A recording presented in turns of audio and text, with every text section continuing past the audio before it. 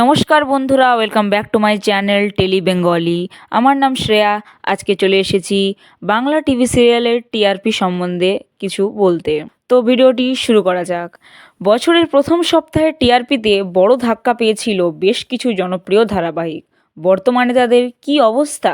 এই সপ্তাহে কাদের মধ্যে পার্থক্য কমছে আর কাদের বাড়ছে?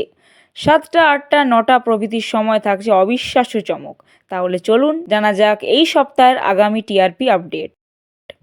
5:30টায় অমর সঙ্গী সহজেই পরাস্ত করছে 2 শালিক, তবে পার্থক্য কমতে পারে।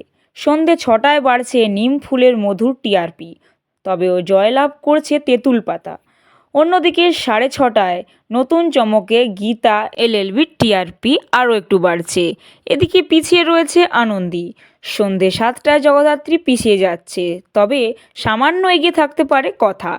তবে এখন 7:30টায় রাঙামতির তীরন্দাজ থেকে এখনও এগিয়ে রয়েছে ফুলকি। রাত 8টায় উড়ানকে সামান্য পার্থক্যে পরাস্ত করছে পরিণীতা।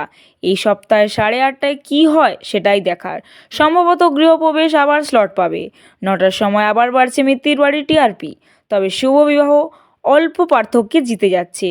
অপরদিকে রাত 9:30 থেকে 10:30 তেমন কোনো বিশেষ পরিবর্তন নেই। স্টার জলসার হাতেই থাকছে রাতের স্লট। পরাজিত হচ্ছে মিঠি ছড়া এবং মালাবদল।